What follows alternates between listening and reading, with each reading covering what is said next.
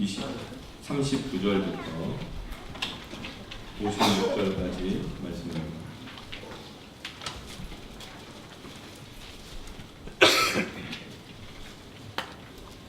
우리 다 함께 한 목소리로 읽겠습니다. 이때 마리아가 일어나 빨리 산골로 가서 유대 한 동네에 이르러 사가랴의 집에 들어가 엘리사벳에게 문안하니 엘리사벳이 마리아가 문안함을 들으매 아이가 복중에서 뛰노는지라. 엘리사벳이 성령의 충만함을 받아 큰 소리로 불러 이르되 여자 중에 내가 복이 있으며 내 태중의 아이도 복이 있도다. 내 주 어머니가 내게 나아오니 이 어찌 된 일인가. 보라, 내 문안하는 소리가 내 귀에 들릴 때에 아이가 내 복중에서 기쁨으로 뛰놀았도다. 주께서 하신 말씀이 반드시 이루어지리라고 믿은 그 여자에게 복이 있도다. 마리아가 이르되 내 영혼이 주를 찬양하며 내 마음이 하나님 내 구주를 기뻐하였음은 그의 여종의 장을 돌보셨습니다. 보라, 이제부터는 만세의 날에 복이 있다 이르소리로다. 응하신 이가 큰일을 내게 응하셨으니 그 이름이 거룩하시며 궁핍하심이 두려워하는 자에게 대대로 이르는도다. 그의 벌거심을 보이사 마음의 생각이 교만한 자를 주셨고 권세 있는 자를 그 위에서 내리치셨으며 비천한 자를 높이셨고 줄이는 자를 좋은 것으로 배불리셨으며 부자는 빈손으로 보내셨도다. 그 종 이스라엘을 도우사 인중히 여기시고 기억하시되 우리 조상에게 말씀하신 것과 같이 아브라함과 그 자손에게 영원히 하시리로다 합니다. 마리아가 석 달쯤에 함께 있다가 집으로 돌아가니라. 아멘. 우리 가운데 여러분에게 만남을 통한 복음의 확장, 축복의 확장의 길을 축원합니다. 2주 전에 누가복음 말씀이 이제 시작했습니다. 하반기까지는 누가복음 이 말씀을 우리가 붙들고 하나님 주신 놀라운 하나님을 만나는 축복, 또 믿음의 사람들을 만나는 축복, 그 가운데 하나님의 축복이 확장되는 축복 누리기를 축원합니다. 여러분, 누가복음은 많은 사람들이 읽으라고 기록되었던 성경이 아니고 단 한 사람, 데오빌로라고 하는 단 한 사람에게 쓰여졌던 성경입니다. 또 누가가 기록했던 사도행전 역시도 많은 사람들이 아니라 데오빌로 한 사람에게 쓰여졌던 성경입니다. 그런데 이 누가복음을 받았던 데오빌로가, 그리고 사도행전을 받아들였던 이 데오빌로가 그 말씀을 또 다른 하나님의 사람들에게 나누었을 때, 또 다른 믿지 않는 사람들에게 나누었을 때 그 복음이 2000년 동안 수십억의 사람들을 하나님께로 인도했고, 그리고 하나님의 축복이 나라와 민족과 족속과 열방 가운데, 각 나라 가운데, 가정 가운데 확장되게 하신 것입니다. 그래서 내가 오늘 나 한 사람이 이 말씀을 듣고 은혜를 받는 것은 결코 여기서 끝나지 않을 것입니다. 여러분의 가정까지 확장되기를 축원합니다. 여러분 나아가는 세상까지 확장되기를 축원합니다. 여러분의 자녀들에게까지 확장될 것을 믿습니다. 누가복음 데오빌로에게 쓰여진 성경인데, 데오빌로는 데오스, 하나님, 그리고 필로스, 사랑, 이 두 단어가 합쳐진 이름이죠. 그 뜻은 하나님이 사랑하시는 사람이라는 뜻입니다. 그러나 그 하나님을 만나기 전에는 저 사람은 신이 축복한 사람이야, 신의 아들이야, 아니 도대체 저 사람은 전생에 뭐가 있기에 이렇게 복을 받았을까? 그런 의미로 신의 축복을 받은 사람이라는 이름이었지만, 데오빌로가 하나님을 만나고 난 다음에 그의 정체성은 세상 신이 아니라 하나님이 나를 축복하시고 사랑하시는 사람이라는 정체성이 새로 생겼습니다. 그럴 때 복음이 확장됩니다. 나는 세상에서 복받기를, 세상에서 축복받기를 포기하고 오직 하나님께로부터 나는 사랑을 받는 자다, 하나님 나를 축복하시는 사람이다, 이 믿음의 확신이 있을 때 복음이 확장됩니다. 축복이 확장됩니다. 그냥 어디서 좀 복을 받을까, 어디 가면 뭐 좀 잘 될까, 여기 기후 저기 두리번 저기 두리번 하게 되어지면 나를 통해서 하나님의 축복이 확장되지 않습니다. 여러분, 인생에서 가장 큰 축복은 데오빌로가 원래 로마의 귀족이었습니다. 로마의 이 고관이었습니다. 근데 데오빌로가 하나님을 만나기 전에는 신에게 축복받았기 때문에 고관이 되었다, 귀족으로 태어났다, 이렇게 사람들에게 말을 들었지만 데오빌로라는 하나님을 만난 이후로 그가 축복받은 것은 고관이 아니고 귀족이 아니라 하나님을 만났기 때문에 자기는 축복받은 사람이 된 것입니다. 여러분, 데오빌로의 축복은 하나님을 만난 것입니다. 하나님이 그를 사랑하신 자이기 때문에 그가 축복받은 것입니다. 여러분, 하나님을 만난 것이 나의 가장 큰 축복의 이유가 되십니까? 아멘. 하나님을 만난 것이 가장 큰 축복이라면 그 다음 축복은 어떤 축복이냐면 하나님의 사람들이 함께 만나는 것이 축복입니다. 내 자녀가 만나는 친구, 내 자녀가 만날 선생님, 내 자녀가 만나기를 원하는 배우자가 하나님의 사람이라면, 하나님을 만난 사람이라면 그것이 가장 큰 축복입니까? 정말이요? 여러분의 사육감이 하나님을 만난 사람이기 때문에 아이고 잘 만났네, 축복입니까? 여러분의 남편이 때로는 쥐꼬리만한 얼굴을 갖다 주지만 오직 그가 하나님을 만난 사람이기 때문에 여러분, 그 남편이 여러분에게 축복입니까? 그게 믿음입니다. 그게 신앙입니다. 내 아내가 말은 더 못하겠어요. 그러나 하나님을 만난 사람이기 때문에 축복입니까? 그게 믿음입니다. 그럴 때 하나님의 복음이 그 가정에서 자녀들에게 확장됩니다. 그럴 때 이 가정에서 저 가정으로 복음이 확장됩니다. 그렇게 하나님을 만난 사람들이 함께 만나서 하나님의 은혜가 확장될 때 교회가 부흥하는 것입니다. 교회가 부흥하는 것은 건물이 커지는 게 아닙니다. 하나님을 만난 사람들이 함께 만날 때 기도가 커지고 찬양이 커지고 예배가 커지고 감사가 커지고 축복이 커지고 사랑이 커져가는 것, 이것이 교회가 부흥하는 것입니다. 여러분, 어디 가면 하나님을 만난 사람을 만날 수 있을까요?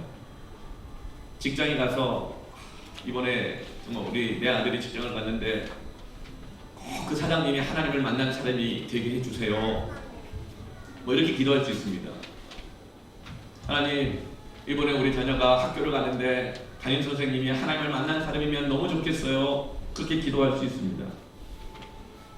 하나님, 정말 믿음의 배우자를 만났으면 좋겠어요, 나는 안 됐지만 내 자신 그렇게 했으면 좋겠어요, 하나님 만나게 해달라고 기도할 수 있습니다. 너무나 좋은 기도 제목입니다. 축복이 확장되거든요.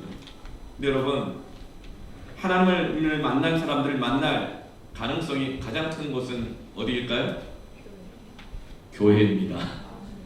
그래서 여러분, 교회는 만남의 축복이 있는 곳입니다. 만나면 만날수록 하나님의 축복이 확장되는 곳입니다. 주일학교에 오면 하나님을 만난 선생님들이 100% 있습니다. 청년부에 가면 하나님을 만나는 새벽 이슬 같은 너무 멋있고 아름답고 여러분, 믿음 안에서 장래가 촉망되는 우리 청년들이 많이 있습니다. 아론과 홀, 한나 패밀리에 하나님을 만난 믿음의 선배들이 그 가운데 있습니다. 패밀리마다 하나님을 만난 사람들, 하나님이 사랑하는 데오빌로들이 있는 곳이 교회입니다. 여러분, 만남을 통한 축복이 확장되기를 원합니까? 복음이 확장되기를 원합니까? 모이길 드시길 바랍니다. 로마서 8장 28절에 우리가 알거니와 하나님을 사랑하는 자 곧 그의 뜻대로 부르심을 받은 자들에게는 모든 것이 합력하여 선을 이루느니라. 하나님을 사랑하는 자에게는 하나님을 만난 자들이 함께 만나면 합력하여 선을 이루게 됩니다. 이 모양 저 모양이 합력하게 됩니다. 하나님을 사랑하는 사람들은, 하나님을 또 사랑하는 사람들은 함께 만나면 합력하여 선을 이루게 됩니다. 그 축복이 커집니다. 복음이 점점 확장됩니다. 오늘 말씀에는 하나님을 만난 두 사람이 함께 만납니다. 마리아와 엘리사벳이 만납니다. 엘리사벳은 가브리엘 천사를 통하여서 6개월 전에 하나님 말씀을 들었습니다. 네가 늙어서 아이 낳는 걸 포기했지만, 네가 제사장의 부인이면서도 아이가 없어서 너무나도 슬퍼하고 힘들었지만 얼마나 기다렸느냐. 너에게 아들을 줄 것이다. 그가 오실 예수 그리스도 메시아의 앞길을 예비할 자가 될 것이다. 그런 말씀을 받았어요. 하나님을 만났고 말씀을 받았어요. 그리고 나서 이제 6개월 후에 하나님은 가브리엘을 또 마리아에게 보내시면서 하나님의 말씀을 전달해 주십니다. 복 있는 자여 하나님 너와 함께 하시는도다. 내가 아들을 낳으리니 그가 메시아가 될 것이고 너 자신뿐만 아니라 대대로 이스라엘에게 온 인류에게 구원을 주는 복이 될 것이다. 그 말씀을 주셨어요. 그래 그 말씀을 받은 하나님의 말씀을 받은 하나님의 계획을 받은 두 여인이 오늘 함께 만나게 됩니다.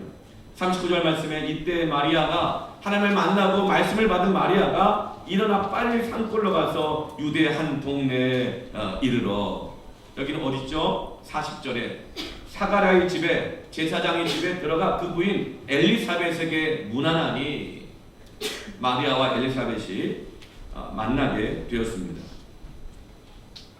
천사에게 하나님의 말씀을 받은 마리아는 사촌 엘리사벳에게 급히 달려가고 있습니다.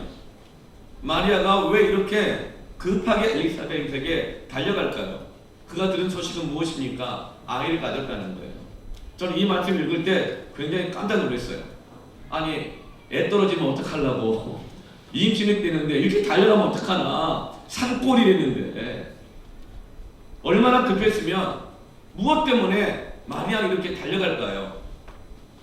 그가 들은 하나님의 말씀이 너무나도 감당할 수 없고 두려웠던 말씀이기 때문에 그렇습니다.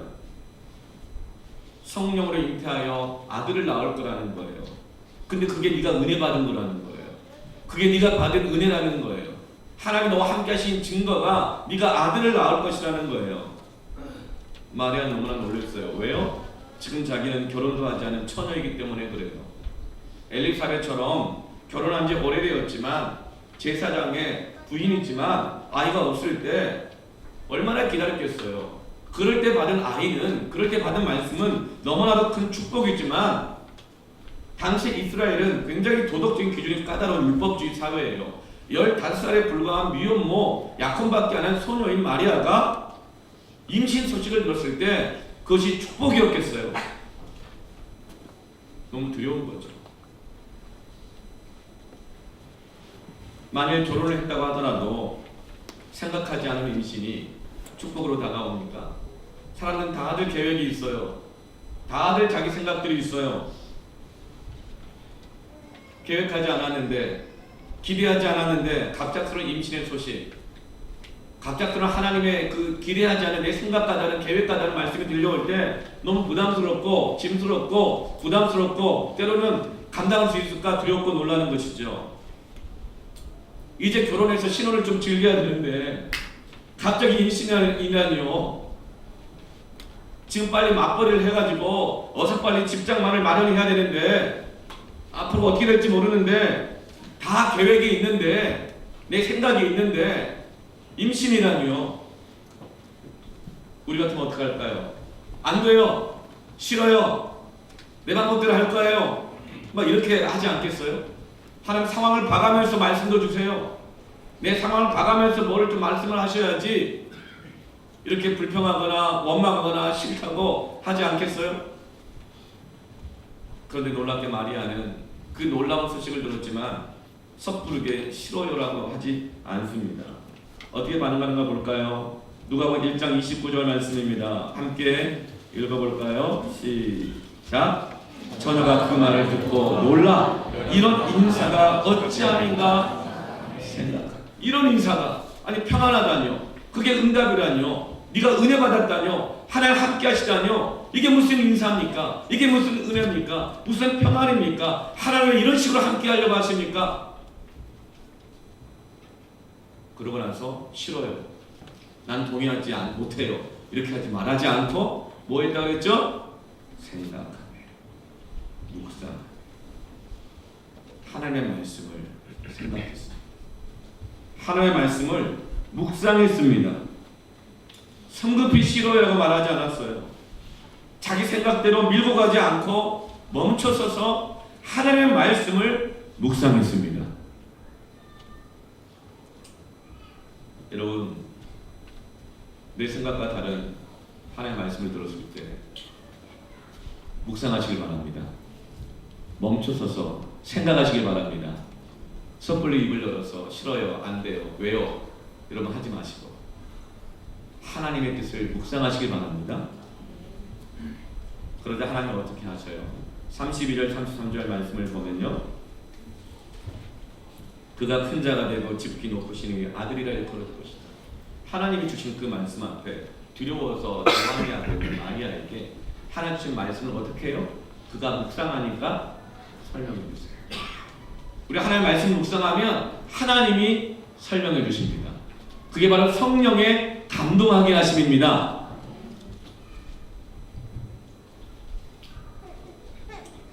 주 하나님께서 그 조상 다윗의 왕위를 그에게 주시고 너희 아들이 다윗의 왕위를 이어받게 될 것이다.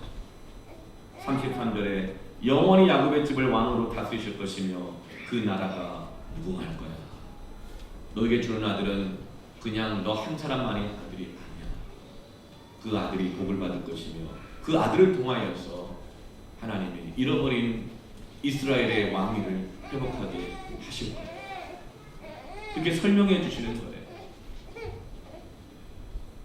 여러분, 어떤 한 여인이 자녀를 8을 낳았는데 9번째를 또 임신했어요. 9번째. 근데 이미 낳았던 8명의 자녀들 중에서 6명이 선천적 장애아였어요.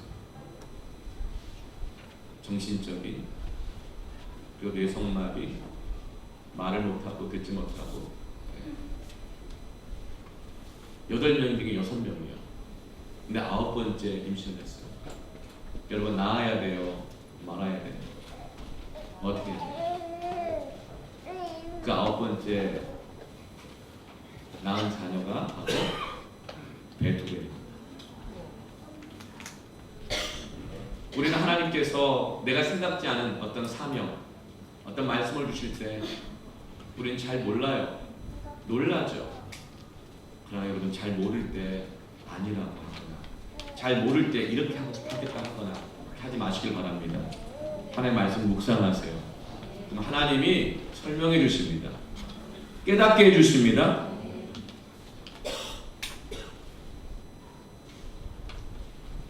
(36절) (37절) 말씀 보면 보라 내 친족 엘리사벳도 늙어서 아들을 배었느니라. 본래 임신하지 못한다고 알려지니가 이미 6달이 되었나니 그저 하나님의 모든 말씀은 능하지 못하심이 없느니라. 하나님의 말씀 능하지 못하심이 없다고 다시 한번 설명해 주세요. 이건 격려예요. 왜 그럴까요? 마리아는 갈릴리 출신이에요. 유대 사람들은 갈릴리는 이방 사람들과 피가 섞였다고 무시했어요. 그 중에서는 나사렛은 깡촌 중에 깡촌이에요. 그래서 예수님이 나중에 사람들이 예수님의 당신 어디 출신이요? 어느 학교 출신이요? 집안 어느 집 출신이요? 그랬더니 예수님이 난 나사렛 출신이요 그랬더니 주변 사람들 다 비웃어버렸어요. 뭐라고요? 나사렛에서 무슨 선한 것이 나온 것이야. 뻔하지 뭐. 이 마리아는 사람들이 다 보잘것없게 여기는 백그라운드를 가지고 있었어요. 그래서 자기를 비천한 여인이라고 고백을 했어요. 그래서 어떻게 나 같은 여인에게 그런 일이 일어날 수 있겠는가? 그래 하나님 말씀하세요. 하나님 불가능이 없다. 엘리사벳도 아이를 갖지 못하였습니다. 그가 이미 아이를 가진 지 6개월이 되었다. 하나님 하신 말씀은 능하지 못하심이 없느니라. 이거 뭐죠? 하나님의 격려예요. 두렵고 놀랄 때, 절망스러울 때, 당황스러울 때 말씀을 묵상하십시오. 하나님이 설명해 주십니다. 하나님이 격려해 주십니다. 하나님의 비전을 주십니다. 섣불리 입을 열어서 부정적으로 아니요, 자기 생각, 자기 계획, 고집을 말하지 마세요. 여기저기 다니면서 그걸 가지고 사람들을 의논할 필요 없어요. 어머 그랬니? 너무했다 얘. 그런 말만 들을 거예요. 그러나 하나님은 말씀하세요. 격려해 주세요. 말씀에 능하지 못함이 없다. 축복해 주십니다.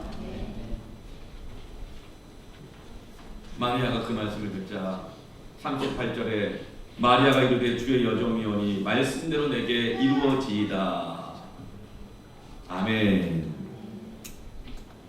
마리아는 아멘으로 화답했어요.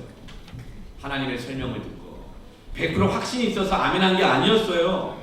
여전히 두렵지만, 여전히 다 믿어지진 않지만 하나님 말씀해 주시고 설명해 주시고 격려해 주시니까 아멘한 거예요. 자기가 이해돼서 아멘한 것이 아니라 하나님 때문에 아멘한 것입니다.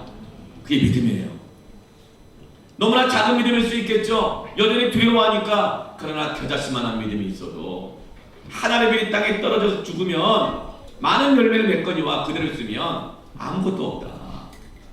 겨자씨만한 믿음이라 하더라도 내 입술로 아멘으로 고백하면 그 겨자씨만한 믿음에서 싹이 나고 자라고 열매가 맺습니다.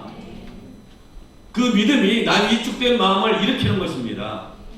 로마서 1장 17절에 복음에는 하나님의 의가 나타나서 믿음으로 믿음에 이르게 하나니 기록된 바 오직 의는 믿음으로 말미암아 살리라. 어떤 믿음이에요? 복음에 있는 하나님의 의를 믿는 거예요. 의란 뭐냐? 모든 불완전한 것들을, 자격 없는 것들을, 조건을 만족시켜서 일이 되게끔 하는 그 의가 복음에 있다는 거예요. 이 복음, 이 하나님의 말씀을 믿을 때 거기에서 모든 조건이 완성되면서 의가 나타나면서 의인들은 믿음으로 살게 되는 것입니다. 두려움에 떨었던 마리아가 하나님의 말씀을 듣고 두려웠지만 아멘으로 선포하고 고백하고, 그러나 여전히 두렵기 때문에 39절 보면 이제 오늘 본문이 시작이죠.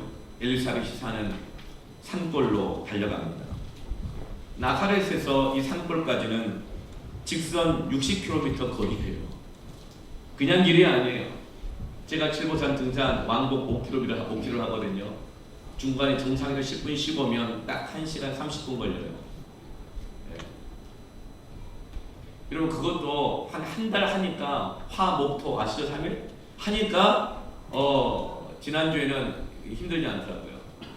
그러나 한 달 화목토 해도 이 60km 산길은요 60km 산악행군이잖아요.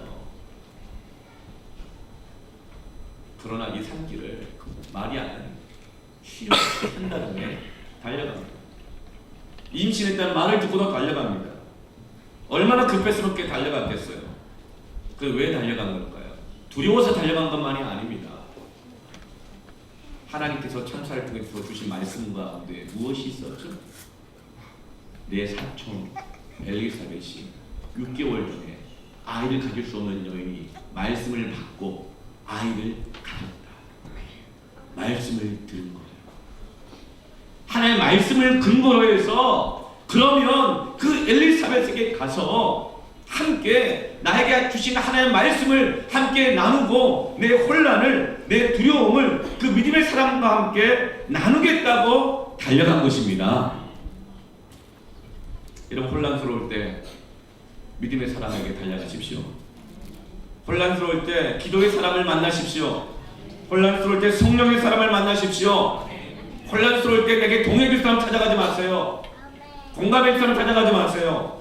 세상 가치가 아닌 하나님께 순종되어 있는 말씀의 사람을 찾아가시기 바랍니다. 왜 혼란스러워요? 내가 원하는 게 있는데 세상적인 욕심도 막 생기거든요. 혼란스러워요.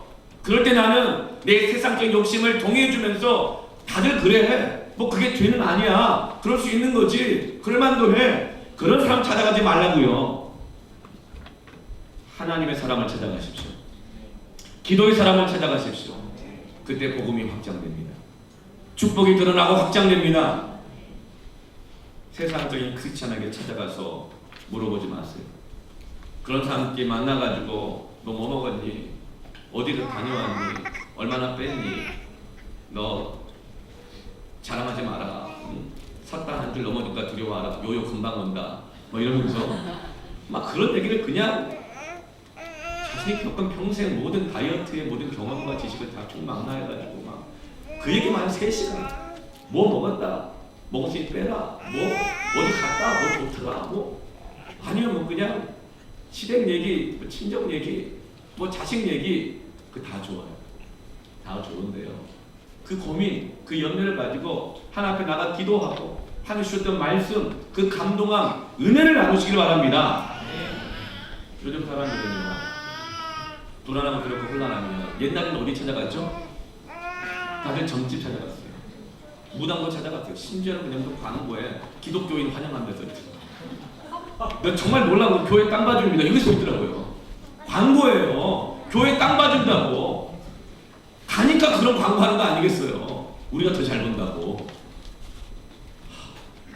그리고 요즘 사람들 어디 갑니까? 다들 인문학자를 찾아갑니다. 수많은 유튜브를 찾아갑니다. 수많은 상담가들, 심리학자들, 교육 전문가들, 재테크 전문가들, 이 시대를 인문학으로 읽어내는 사람들, 그 사람들 다 찾아갑니다. 여러분, 하나님의 사람을 만나십시오. 40절 41절 말씀에 사가랴의 집에 들어가 엘리사벳에게 문안하니 엘리사벳이 마리아가 문안함을 들음에 어떻게 됩니까? 아이가 복중에서 뛰노는지라. 엘리사벳이 성령의 충만함을 받았습니다. 하나님의 사람들이 만나면 성령의 충만함을 받습니다. 말씀을 받은 자와 말씀을 받은 자가 함께 만나면 그 혼란을, 그 두려움을, 그 조심스러움을 함께 만나고 나누면서 성령의 충만함을 받습니다. 그리고 나서 엘리사벳 입에서 찬양이 나옵니다. 42절 큰 소리로 불러 이르되 찬양을 부른다는 거예요. 큰 소리로 찬양을 부르니 그 다음에 뭐가 나와요? 여자 중에 내가 복이 있도다. 하나님의 예언의 말씀이 나오는 것입니다. 그 예언의 말씀의 내용은 뭐예요? 축복이에요. 축복해 주고 있어요. 여러분, 만약 엘리사벳이 말씀을 받지 않고 성령 충만하지 않고 인간적으로 가득 채서 그 마리아가 온 것을, 그 이야기를 들었다면 어떻게 했을 거예요? 정죄했을 거예요. 어디 결혼도 안 한 것이 벌써 임신을 해. 머리 피도 안 말라가지고 하나님 나한테 다 보여줬어. 회개해. 뭐 이랬을 거예요. 누구야? 이렇게 하나님 음성 듣는다고 그러고 직통 계시를 받았다고 그러고 환상을 막 봤다고 그러면서, 여러분, 그렇게 하는 것은 참된 예언이 아닙니다. 여러분, 인간의 눈으로, 윤리의 눈으로 잣대로 판단하지 마세요. 사람들을, 하나님의 사람을, 교회를 윤리의 잣대로 판단하지 마세요. 오늘날은 윤리가 성경보다 더 위에 있는 시대입니다. 민주주의가 하나님의 다스리심에 순종하는 것보다 더 위에 있는 시대입니다.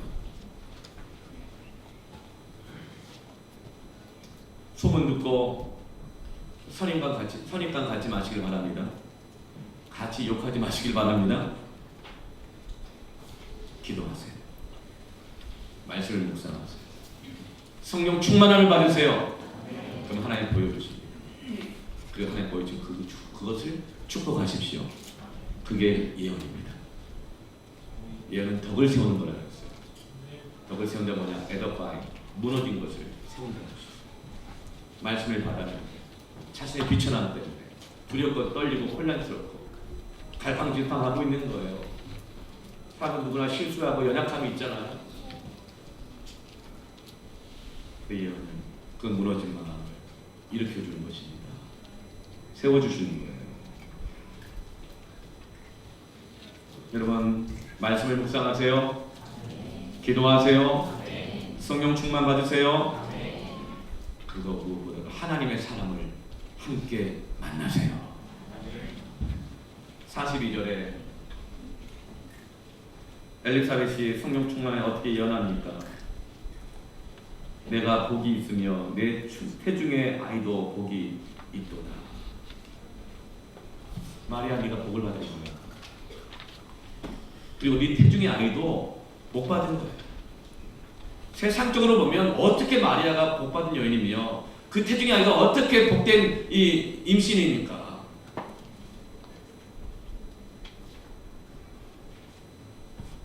근데 여러분, 어떻게 마리아가 복을 받은 것이 될까요?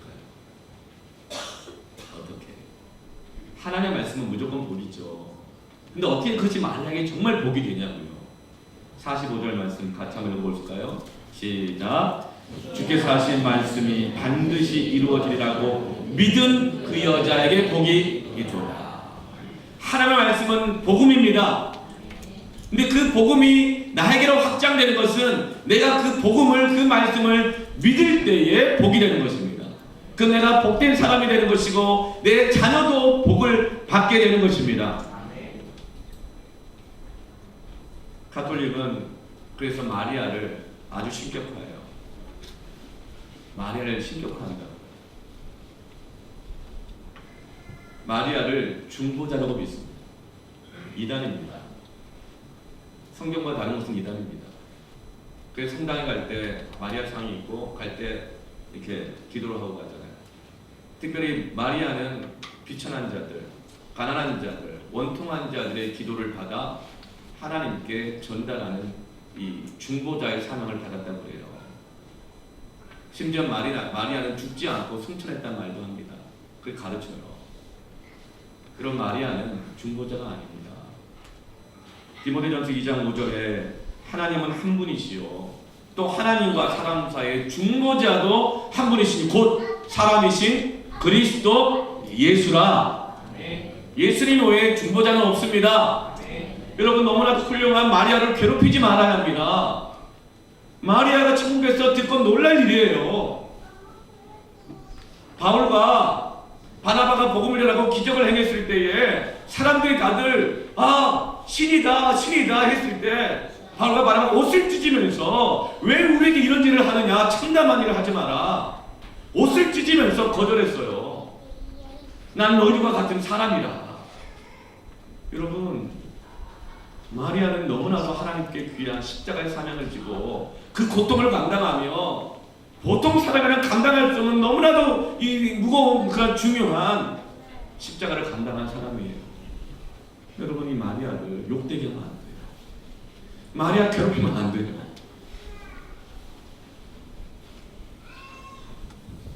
중보 기도자는 여럿 있을 수 있습니다. 중보 기도자는 많을수록 좋습니다. 그러나 그 기도를 들으시는 중보자는 예수님 한 분이십니다. 예수님 외에는 그 누구도 하나님께 나아가게 할 수 없습니다. 모든 기도를 예수님의 이름으로 하는 것입니다. 예수님이 그래서 십자가에 운명하실 때 그 육신의 어머니 마리아를 그 제자 요한에게 맡기고 부탁합니다. 예수님은 끝까지 중보자의 사명, 그 육신의 어머니까지도 책임져 주시는 중보자가 되십니다. 중보자이신 주님은 여러분 우리를 끝까지 책임져 주시는 분이십니다. 그래서 마리아가 복이 있는 것입니다. 마리아가 복이 있는 것은 중보자이신 예수 그리스도를 믿는 믿음 때문이었습니다.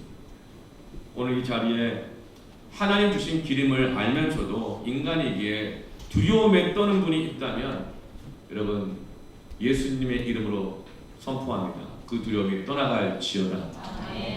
하나님의 길인 것을 알지만 그 길을 가고 있지만 너무 힘이 들어서 어떤 순간은 죽고 싶은 순간도 있을 수 있어요. 하나님의 성령의 격려가 있기를 축원합니다. 주님이 당신의 중보자이십니다. 그 믿음이 당신을 복되게 하는 것입니다. 주님이 복되게 하시는 것입니다. 마리아가 엘리사벳을 통해 격려를 받고 나니까 그 두려움에 떨던 15살 소녀가 완전 달라집니다. 완전 달라져요. 이제 여름이 되고 이제 벌 7월이잖아요. 8월이 되면 고3 수험생들 또 시험을 준비하는 우리 자녀들이 굉장히 불안해질 거예요. 두려울 거예요. 소포합니다. 복이 될지어다. 네? 하나님의 응답을 기다리고 있는 사람들, 시간이 지날수록 초조하고 두려워질 것입니다. 막혀있는 것이 뚫려야 되는데 뚫리지 않을 때 불안하고 초조할 것입니다. 그런데 마리아가 엘리사벳을 만나고 성령 안에서 함께 말씀을 나누고 함께 격려를 받고 나니까 어떻게 바뀝니까? 46절 말씀. 마리아가 이르되 내 영혼이 주를 찬양합니다. 어찌할 바를 몰라 달려올 만큼 겨자씨만한 믿음이었는데 그 산같은 두려움이 떠나게 됩니다. 뽕나무 뿌리처럼 깊게 박혀있던 불안함이 사라지는 것입니다. 어느 정도로요? 47절에 내 마음이 하나님 내 구주를 기뻐하였으면, 마음이 이제 기뻐한대요. 이 기뻐하였으면 현재 진행이 없네요. 현실은 아무것도 바뀐 것이 없는데 성령의 사람과 교제하면, 말씀을 받은 사람들이 함께 만나면 기쁨이 생깁니다. 찬양이 나오는 것입니다. 하나님의 사람들이 함께 만날 때, 하나님의 말씀을 함께 나눌 때에, 그 안에 두려움과 염려와 걱정 함께 나눌 때에 기쁨이 생깁니다. 함께 믿음으로 아멘할 때에 영적인 기쁨이 더 커집니다. 기도가 커지고 믿음이 커지고 사랑이 커지고 헌신이 커지고 감사가 커지고 점점 복음이 확장되는 것입니다.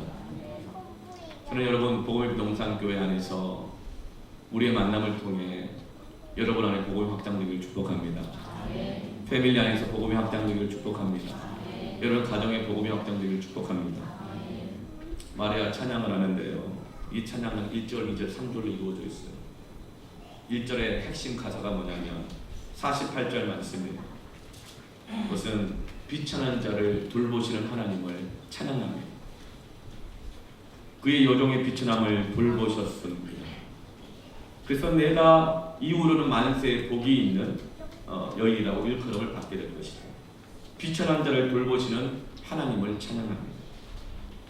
이사야서 66장 2절 말씀에 나 여호와가 말하노라 내 손이 이 모든 것을 지었으므로 그들이 생겼느니라. 무릇 마음이 가난하고 심령에 통회하며 내 말을 듣고 떠는 자 그 사람은 내가 돌보려니와. 하나님은 어떤 사람을 돌보십니까? 마음이 가난하고 심령에 통회하며 내 말을 듣고 떠는 자를 돌보십니다. 그런데 왜 이들이 마음이 가난해지고 심령의 통회가 일어나고 하나님의 말씀을 듣고 두려워 떱니까? 왜냐하면 이 모든 것을 하나님이 지으셨고 역사하신다는 것을 알기 때문입니다. 그래서 내 마음이 가난합니다. 내가 가진 것으로는 아무것도 할 수 없다는 것을 아는 거예요. 이것들은 부족한 것을 아는 거예요. 하나님이 아니면 할 수 없다는 것을 아는 거예요. 그래서 마음이 가난해지는 거예요. 그런데도 내 마음대로 내 뜻대로 내가 교만해지고 내 생각대로 살아갔던 것들을 심령에 통회하는 거예요. 그래서 하나님의 말씀을 두렵고 떨림으로 받드는 거예요. 그런 사람을 하나님은 돌보십니다. 그런 사람은 세상이 아무리 나를 짓밟고 밟아도 막 내리끌어도 낮추어도 하나님이 그 사람을 드러내시고 돌보십니다. 돌본다는 이 뜻은 뭐냐면 크게 여기십니다. 소중하게 만드십니다. 가치 있게 만드신다는 뜻이에요. 세상이 아무리 그렇게 나를 짓밟고 끌어내리려고 해도 하나님이 마음이 가난하고 심령에 통회하며 하나님의 말씀을 듣고 떠는 자를 높이 세우십니다. 존귀하게 하십니다. 그러므로 여러분 스스로 세우려고 하지 마세요. 스스로 내가 모든 걸 돌볼 수 있다고 생각하지 마세요. 내 가정을, 내 사업을, 내 인생을 내가 스스로 돌봐야 한다. 그래야죠. 그렇게 할 수 없거든요. 그 사람께 마음이 가난해져야 합니다. 내 뜻대로, 내 욕심대로, 내 생각대로 살았던 것을 회개해야 합니다. 그리고 하나님의 말씀을 천금보다 꼭 깨어지고 그 말씀의 능력 앞에서 두렵고 떠는 자가 되십시오. 하나님께 겸손히 엎드리세요. 그러면 하나님이 여러분을 세우시고 돌보시고 하나님 여러분에게 축복을 확장시켜 주십니다. 송명희 시인은 이렇게 고백했어요. 송명희 시인이 어떤 분이냐 알죠? 태어날 때 산부인과 의사가 실수했어요. 의사가 실수해서 뇌성마비로 태어났습니다. 사지가 뒤틀리고요. 말을 할 때마다 얼굴에 온 근육이 일그러져서 정말 괴롭죠. 그런데 송명희 시인이 하나님을 만나고 난다. 이렇게 찬양해요. 나 가진 재물 없지만, 나 남에게 있는 지식 없지만, 나 남에게 있는 건강 없지만, 나 남이 갖지 못하는 것 가졌다. 난 남이 모르는 것을 깨달았다. 그것은 하나님이 살아계신다. 근데 그 하나님이 만유를 지으셨고 다스리신다. 근데 그 하나님이 나를 사랑하신다. 나를 돌보신다. 그래서 나는 하나님께 불평하지 않아. 공평하신 하나님, 공평하신 하나님은 나는 부족함이 없다. 여호와는 나의 목자시니 내게 부족함이 없으리로다. 내가 사망의 음침한 골짜기로 다닐지라도 해를 두려워하지 아니할 것은 주께서 나와 함께 하시리라. 그가 나를 푸른 초장으로 이끄시고 쉴만한 물가로 인도하시는도다. 내 영혼을 소생시키시며 자기 이름을 위하여 나를 인도하시는도다. 사망의 음침한 골짜기로 다니고 해를 두려워하지 않을 것은 주께서 나와 함께 하시리라. 주께서 나와 함께 하십니다. 주의 지팡이와 막대기가 나를 안위하시나이다. 아멘. 송명희 씨는 그걸 깨달은 것입니다. 마리아도 이것을 깨달은 것입니다. 부족함이 없는 것입니다. 찬양하는 것입니다. 두려움으로부터 자유하게 되는 것입니다. 그 사람을 통해서 복음은 확장됩니다. 반대로 하나님은 교만한 자를 흩으시고 내려치시는 하나님이셔요. 51절 보세요. 교만한 자는 어떤 사람이에요? 교만한 사람이란 자기를 높이는 사람이거든요. 스스로 높이는 사람이에요. 그의 팔로 힘을 보이사 마음의 생각이 교만한 자를 흩으셨고, 마음의 생각이 교만해요. 내가 낫지. 내 힘으로 이거 했지. 나 아니면 안 되지. 내가 누구보다 낫지. 그런데 왜 나를 안 써? 그런데 왜 나를 이런 일에 나를 써? 나는 큰일 할 사람인데 큰일 칠 사람입니다. 자기를 높이고 예비하는 사람들은요, 결국 하나가 되지 못해요. 결국 자기를 높이려고 하는 사람들은 그렇게 끼리끼리 모이는 것 같지만 무슨 클럽이다 무슨 클럽이다 서로 자랑하다가 자랑할 거 없어지잖아요. 다 흩어져요. 자랑할 거 없어지잖아요. 혹시나 자존심을 한번 상하잖아요. 결국 분열하고 흩어져요. 그것이 바로 하나님이 내리치셔서 흩어지게 하시는 것입니다. 그러나 하나님은 비천한 자를 높이시고 줄이는 자를 좋은 곳으로 배부르게 하십니다. 하나님 우리를 돌보십니다. 어떻게 돌보셔요? 좋은 곳으로 배부르게 하신대요. 진짜 돌봄이 뭐예요? 너 같이 있다 소중하다 무엇으로 알려줘요? 짜투리 남은 거 허접한 거 인색하게 하는 것들은 아니에요. 돌보려면 확실히 좋은 것으로 돌보십시오. 나누려면 좋은 것으로 나누십시오. 허접한 거 대충 그런 거 나누는 건 아니에요. 그런 거 나누면 돌봄 받다가 더 상처받아요. 그러나 하나님은 좋은 것으로 우리를 돌보십니다. 최상급 포도나무로 우리를 삼으셨습니다. 하나님은 세상 그 어떤 책보다 어떤 말보다 가장 좋으신 하나님의 말씀으로 우리를 돌보십니다. 가장 좋은 것으로 우리 형편을 아시고 돌보십니다. 2절 찬송의 내용은요, 약속을 기억하시는 하나님을 찬양해요. 54절 말씀을 보면 그 종 이스라엘을 도우사 긍휼히 여기시고 어떻게 하시되 기억하시되. 뭘 기억하세요? 하나님이 약속하신 것을 기억하신다는 거예요. 말씀을 약속한 말씀을 반드시 기억하신다는 거예요. 사람들은 싫으면 잊어버렸다고 그래요. 깜빡했다고 그래요. 여러분 왜 깜빡한 줄 아세요? 자기가 더 중요하게 생기는 것 쫓아다니다가 깜빡하는 거예요. 한 번은 깜빡할 수 있어요. 뭐 두 번도 깜빡할 수 있어요. 잊어버릴 수 있어요. 그런데 여러분 3번 이상 간다 그러면 주의하셔야 됩니다. 의도적일 수 있어요. 내 의지일 수 있다. 습관하면 체계화된 영적인 이 시스템이 있는 거예요. 그럼에도 불구하고 하나님은 어때요? 77번이라도 잊어버렸다고 그러고 깜빡했다고 그래도 하나님 우리를 절대 잊지 않으십니다. 그런데 우리가 하나님께 했던 약속도 잊지 않으십니다. 하나님 얼마나 돌보시는지요. 저는 한 달 동안 많은 질병, 교통사고, 사고 많이 있었어요. 근데 하나님은 얼마나 우리를 보호하시는지, 그 누구도 생명이 위협하다든가 아니면 어디가 정말 몸이 계속 어려워진다 이렇게 하지 않으시고 우리를 보호하고 계십니다.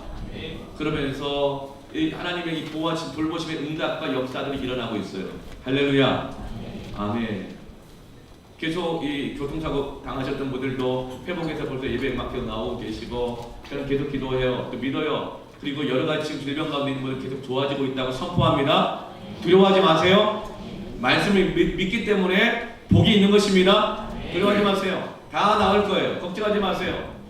지난주에도 이렇게 찍었더니 수술해야 된다고 해가지고 너무 몸이 힘들고 어렵고 마음도 어렵고 뭘 한다 못한다 막 그러고, 걱정하지 마라 기도하니까 막 기도했어요. 수술 직전에 최종 확인받기 위해서 검사를 딱 했더니 다시 찍어보니까 몸 안에 있던 장기에 있던 염증들이 다 없어진 거예요. 할렐루야. 아멘. 하나님은 돌보십니다. 그리고 지난 한 달 사이에 취직이 정말 안 돼가지고 어려웠던 분들이 세 가정이 다 취직이 됐습니다. 할렐루야. 하나님은 돌보십니다. 민수기 23장 19절 말씀에 하나님은 사람이 아니시니 거짓말하지 않으시고 인생이 아니시니 약속했다가 상황 달라졌다고 후회하지 않으시고 어찌 그 말씀하신 말을 행하지 않으시며 하신 말씀을 실행하지 않으시랴. 약속을 기억하신 하나님을 찬양합니다. 그럴 때 여러분 복음이 확장돼요. 응답이 확장돼요. 계속돼요. 이어져요. 오늘 일부 예배 때 보니까 분명히 이번에 취직이 되면 교회 꼭 나올게요라고 그렇게 기도시켰던 한 사람이 있는데 취직된 걸 아는데 지난주에 안 나왔어요. 그 전주에 취직이 됐는데, 그럼 내가 속으로 어떻게 되겠어요? 기도했죠. 계속 축복했어요.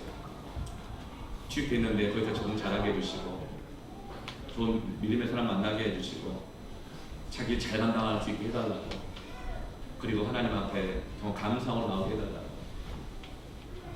여러분 오늘 나왔습니다. 할렐루야. 그 사람은 깜빡 잊은 거예요. 그렇게 기도 제목을 내놓고 나서도. 근데 하나님은 기억하게 하셨습니다. 기도한 사람을 통해서. 그리고 이루십니다.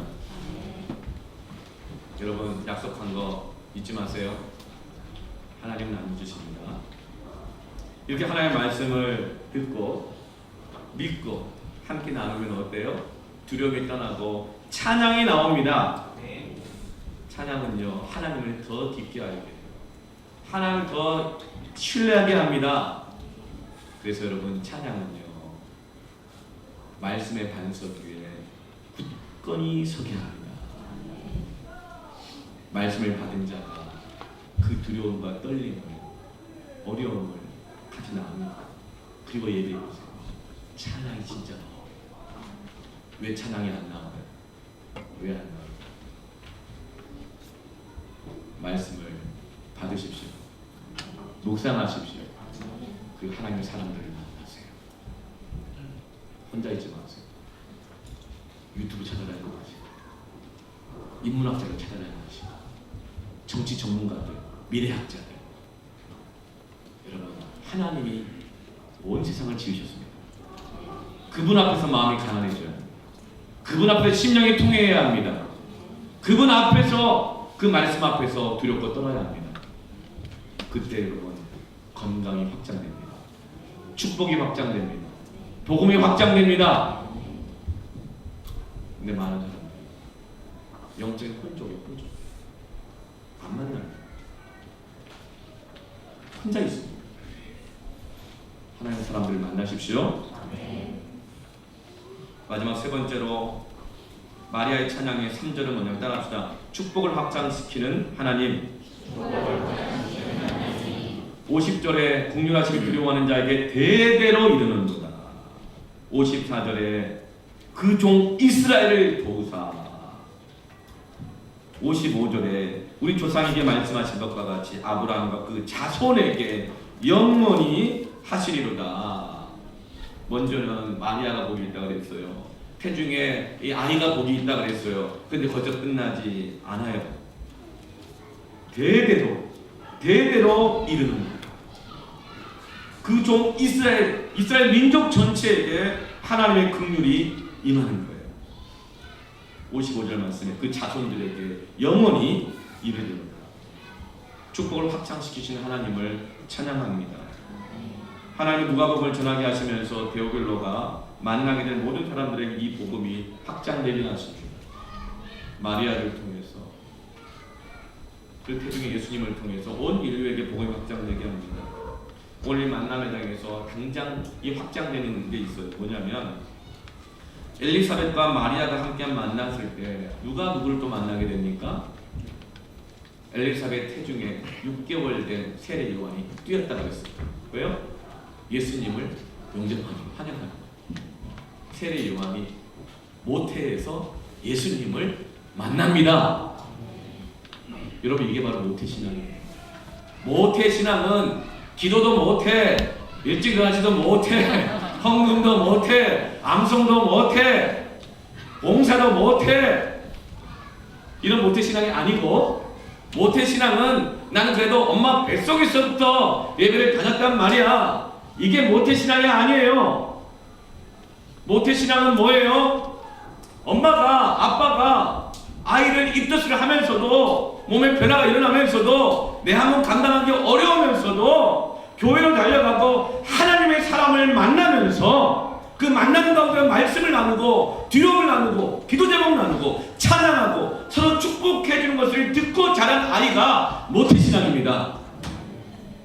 엄마가 내가 예수를 믿었지만 얘를 갖고 있어서 오늘은 몸이 좀 힘드니까 집에서 예배를 드리지 뭐. 이건 모태신앙이에요. 그건 다 못하게 돼요. 오늘은 좀 이 뜻이 좀 심하니까 가까운 데서 좀 예배를 드리지 뭐. 이거 진짜 모태신앙이에요. 오늘 내가 좀 바쁘니까 뭐 이런 거 아니에요. 말씀이 너무 직접적인 것 같아요. 여러분, 임신한 엄마들, 때로는 아이들이 이미 뭐 커가지고 말 안 듣고 어떻게 할 수 없는 아이들 데려오는 거 너무나 힘든 부모도 많아요. 여러분, 말씀을 묵상하세요. 성령 충만을 받으세요. 그리고 그것을 남이 뭐라고 생각할까봐 염려하지 말고 팬을 위해서 계속 함께 나누세요. 두려움이 떠납니다. 절망이 떠납니다. 찬양이 나옵니다. 예언이 나옵니다. 축복이 확장됩니다. 결국은 그 자녀들이 먼 데서부터 아들들이 돌아가고 그 딸들이 품에 안기어 오리라. 그날에는 내 마음이 놀라고 또 화창하리니. 아멘. 이사야 61장 말씀입니다.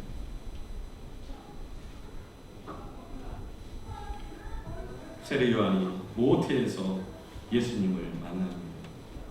이 두 아들의 만남이 복음의 길을 열고 구원의 길을 열고 온 인류에게 축복이 확장되는 하나님의 복음의 고속도를 만들어내는 거예요.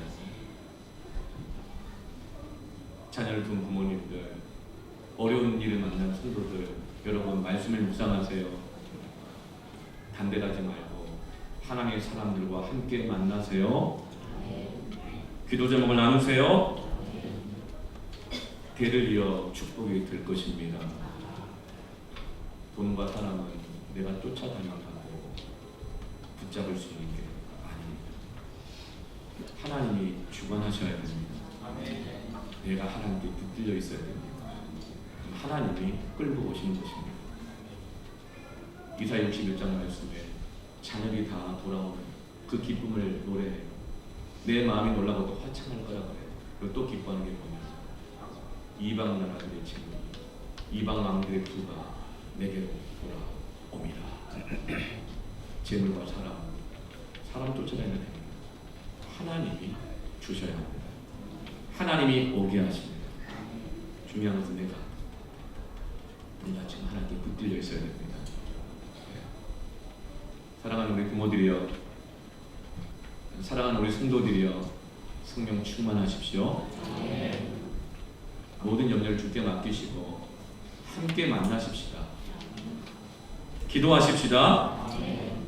그때 여러분 영적인 크레센도가 됩니다. 노래에서 크레센도는 뭐예요? 점점 커지다.